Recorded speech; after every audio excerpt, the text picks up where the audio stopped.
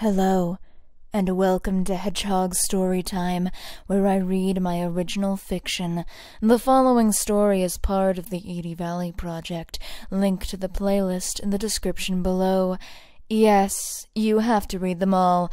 No, that is not a request. So, I can't take full credit for today's story. I really wish I could, but I can't. The fact is that the following sitcom screenplay thing was written largely in part by the amazing James Best and the Dragon 100. I merely came in afterwards and fleshed out the script a little bit and then did some voices. So it's all mostly their ideas, all mostly their stuff. The only thing I really can say is mine is Jenny Jameson. Fuck you, fight me. So without further ado, here is Meet the Jamesons, Episode 1, The Pilot. Meet the Jamesons was filmed in front of a live studio audience. Once upon a time, there was a suburb, a very strange suburb, called Edie Valley, and in that valley there was just one normal family, and they were called the Jamesons. Yabba dabba doo! Jamesons, meet the Jamesons. They're the modern suburban family from the Edie Valley. They're a house right down on William Street. Let's ride in the family minivan, wave high to every neighbor that we can. When you're with the Jamesons, have a yabba dabba doo time, a dabba doo time. We'll have a straight old time. 1. Interior. The Jameson living room. James Jameson opens the door to his living room, a big smile on his face. His son William is sitting on the couch playing on his phone, while his mother Betty is religiously watching a soap opera, like most middle-aged women in this day and age. Instead of Days of Our Lives, her usual show of choice, she's watching a show called Vala Hills. Hiya, family. Your old man is back from worky work. Oh my god. Stop calling it that. What, can't a dad get a little childish with his kids around? I am not your kid. Don't use that tone of voice at your father, young man. James looks at his practically hypnotized wife and pokes her a bit. Are you alive, honey? Betty swats at him without looking up, continuing to focus on her show. Those darn soap operas. I keep telling you, it rots your brain. You don't even acknowledge we all exist. I swear. It's not those darn vaccines causing autism these days. It's these little sob stories they show on the boob tube. Betty continues to ignore her husband and children. I know what'll get your mother back in the land of the living. The milkman is here, honey. Betty immediately snaps out of her trance and looks at her husband. What? He is? Nope, but I got you, didn't I? What do you want, Jamesy? Well, it just so happens I ran into our neighbor Todd on the way home. 2. Exterior. Toddslon. Flashback. James pulls into his driveway, gets out of his minivan, and sees his next-door neighbor Todd, who waves to him. Well, hey there, James. Todd, how's it going? Well, gee, James, things are going great. Me and the wife are gonna have a barbecue on the back patio. You interested? Am I ever? I've been trying to bust out the old grilling apron for months now. Well, James, I'm sure your apron is great, but I just bought one yesterday, and boy, howdy is it something. Are you trying to out-dad me, Todd? Well, James, we could make this a dad-off. Just you and me, Todd. Mano-y-mano. Grilling steaks, and when the stakes are high. It'll be great. The kids will run around in the backyard, maybe even play in the pool. The wives will be sunbathing in the reclining chairs. And you know you and I'll be seeing who's got the manlier apron. It'll be me, Todd. We'll see, James. Oh, and tell Betty to bring her famous oatmeal raisin cookies.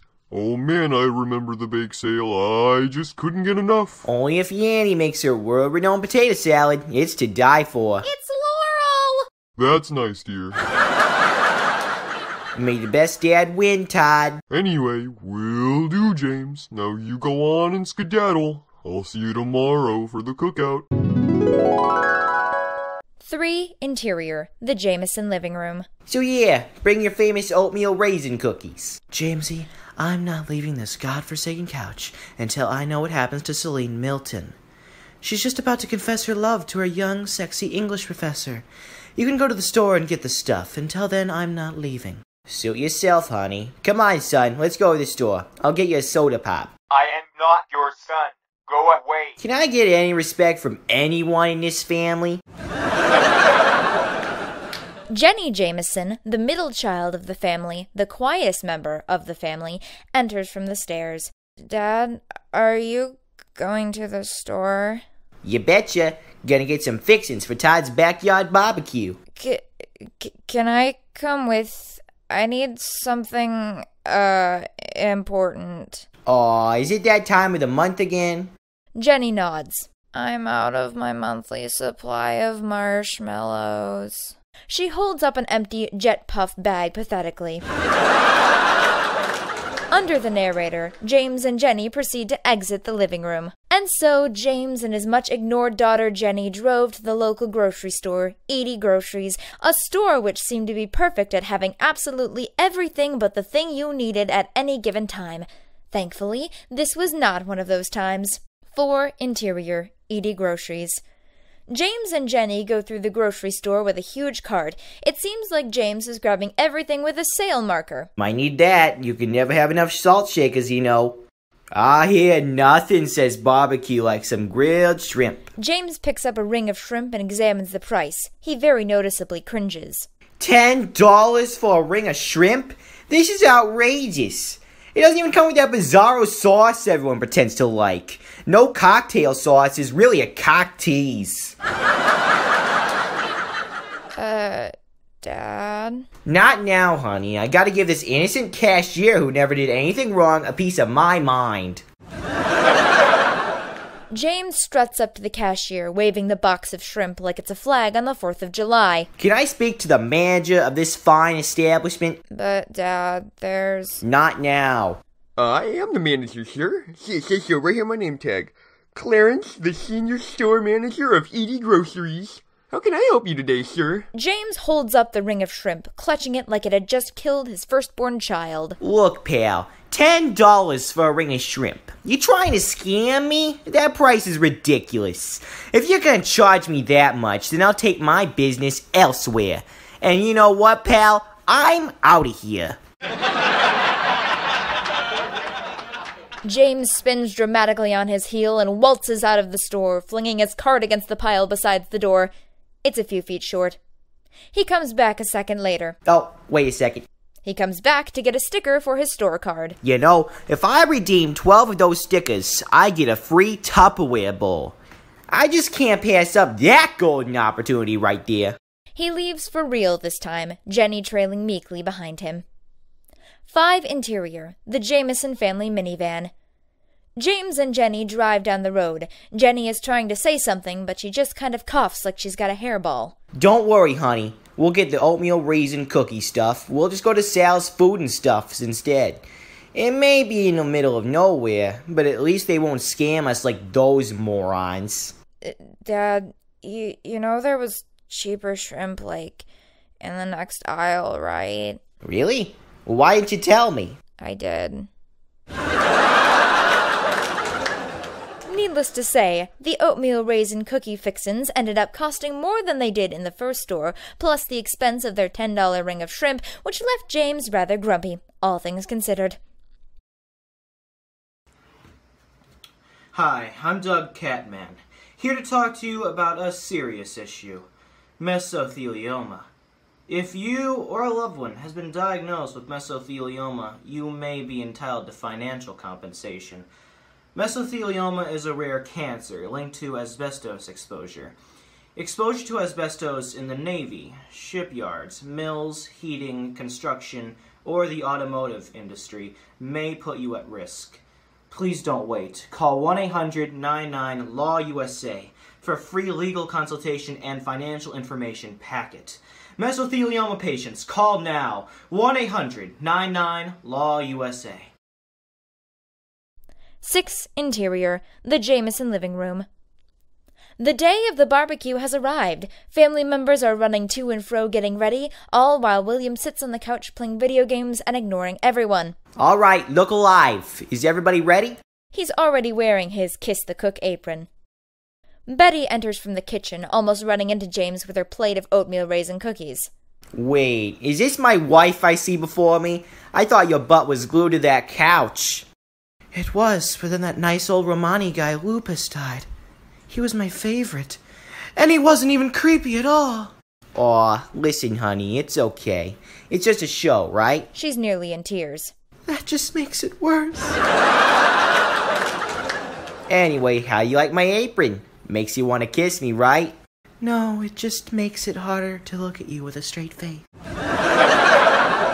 James looks up at the clock. It has all of the family's faces as all the hours, which looks just as stupid as it sounds. Oh, crackers. We're gonna be late. Kids, come down here. We're about to leave for Todd's. Garfield Jameson, the eldest son, looks down the stairs. He's dressed in full fursuit regalia. Todd's? I thought you said we were going to see Zootopia. Jenny pops up behind him. She's combing her hair and doesn't stop for the whole time she's staring at him. You've seen that movie, 10 times, though. So? Now, come on, everyone. Jenny, you're gonna go bald if you keep combing your hair like that. Garfield, get out of your Halloween costume and join the family. Though I admire your initiative. It's only May. The kids troop downstairs. William finally looks up from his game. Now, before we go out there, you all have to remember the #1 rule of grill safety. Stand back when igniting the coals. Your Uncle Vincent learned that the hard way. Hair lit up without warning. Poor Vincent, Mussolini? Yeah, Mussolini. While he speaks, James points at a giant shrine of Uncle Vincent in the corner of the room, a recently deceased family member who James can't seem to remember the last name of, or, for that matter, the cause of his death. Dad, we don't care. We're not even gonna be lighting any coals. I'm saying this more for myself, son. Then why did you need to tell us? Because, I'll tell you when you're older. Everyone to the minivan! 7 Exterior, Todd's yard. The whole family hauls ass into the minivan. James honks the horn, drives about 3 feet to the next yard over, and then turns off the car. We're here. Practically the whole neighborhood is at Todd's house, except for Jerry Bum, the local loner. But even without his presence, no party on William Street would be complete without the wailings for his lost love echoing down the concrete. Starla! James and Betty survey the yard while the kids run off to get high behind the garage. Yes, the competition is certainly fierce today. Ooh, there's those 2 roommates and nothing else. Mark Walker and Carl Wiseman. They're both actors. I've always wanted to make love to an actor. Yeah, and I see Mr. Doe is showing his face. He doesn't stand a chance in this contest of daddery. Not with that bizarre speech impediment. Doesn't the whole Doe family have that? Yeah, it's tragic. Oh, wow. Even Miss Miller showed up. I heard her son's going to St. Adelaide's.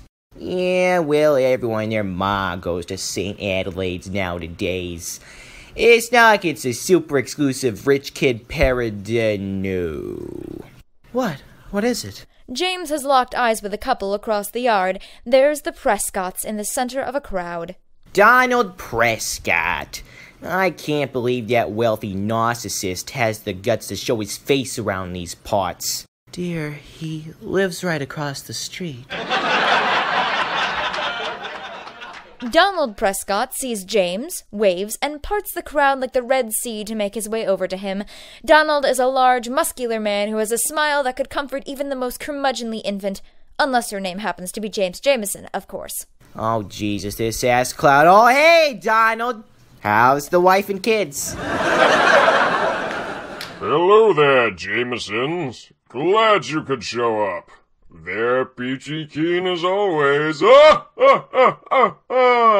Yeah, likewise. Well, if you want to try any of Linda's lemon bars, I am here. Ah, ah, ah, ah, ah. Linda's lemon bars. Ha! I can smell store-bought when I can see 'em any day. Todd comes up behind James, giving him a hearty pat on the back. James turns to reveal they're both wearing the same apron. Hey, Todd. I guess dads like us think alike, don't they, pal? I brought some of Betty's fine cookies. Had to pull an arm and a leg to get 'em, though. You know Betty. She loves her soaps. Same with Yanny. Women sometimes. Can't believe 'em. She wanted to wear a dress, but she didn't believe me when I said it made her butt look big. That's women for you. Todd sees Bob holding a bowl. Hey, Bob, let me take that off your hands, pal. Thank you, Todd. I always love a good backyard barbecue. It's something that makes me happy. Hey, Bob. Wonderful weather we got, huh? We lucked out for this barbecue. We sure did, James. By the way, I brought a salad that the wife and I made together. James glances into the bowl, noticing that it consists only of lettuce. Hey, Bob, you know there's just lettuce, right? It's a salad, James. Alright, I'm gonna go put this by the potato salad. So, Bob, you know when John and his family is showing up? The Norman family is currently on a camping trip in the mountains, or at least that's what I was told.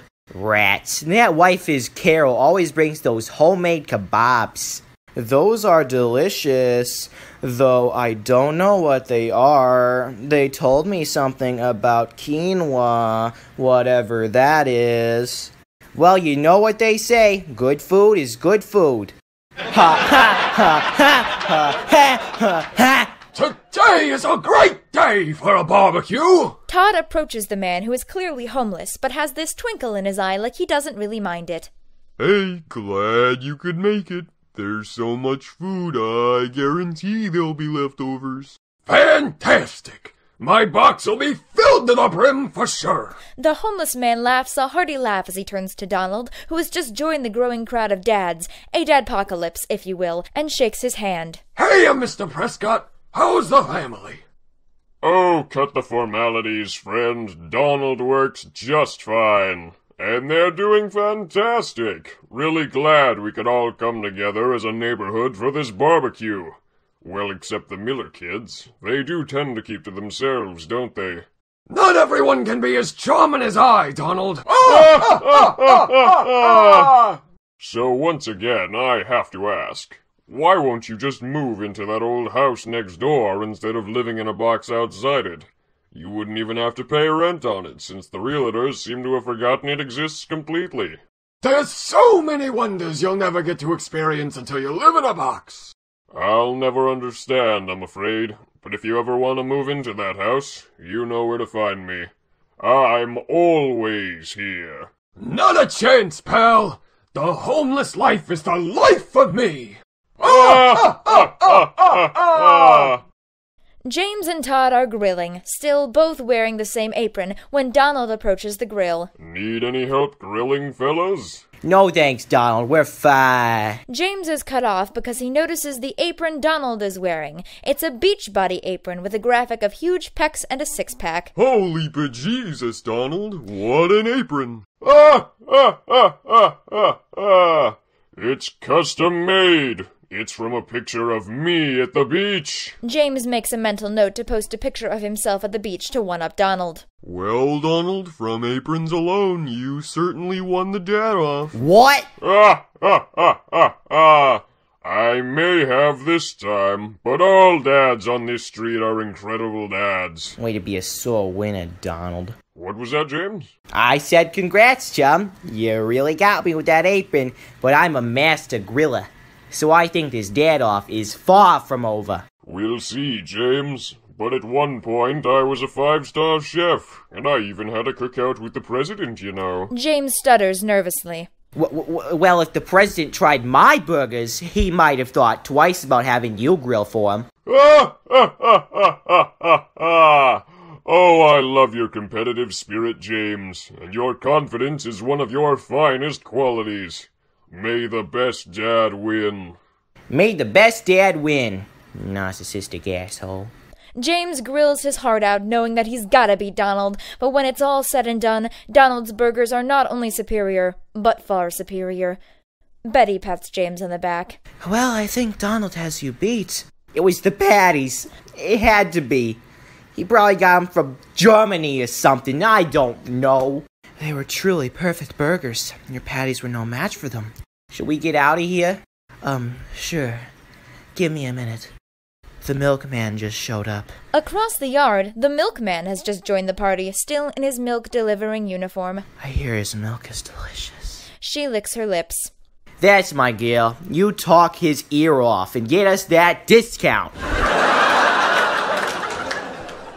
8 Interior, the Jameson living room. James enters the house. Someone has left the TV on, and wouldn't you guess what show is on? Valley Hills, huh? Well, I guess it can't hurt to see what all the hullabaloo's about. He sits down. On the TV, a boy and a redhead girl are making some mushy-gushy speech to each other. But Noah, we could never be together. It just won't work. We can run away, Leslie. Start our own life and make us happen. For real. Oh, Noah. You know, either that redhead's gonna get together with that smarmy little punk, or she's gonna end up dead. I'm thinking the latter. He watches for another minute, slowly sinking further and further into the couch until it almost consumes him entirely. You know, this ain't really that bad. He closes his eyes and almost falls asleep. The soap continues. I need you to end it, Doctor. I can't live like this anymore. I'm too perfect. Yeah, girl, you tell him. Fade out. Jamesons, meet the Jamesons. They're the modern suburban family from the Edie Valley. They're a house right down on William Street. Someday, maybe James will win the fight. Then the Prescotts will move out overnight. When you're with the Jamesons, have a yabba-dabba-doo time. A dabba-doo time. We'll have a straight old time. We'll have a straight old time. Betty! Shit, I didn't know I could sing like that.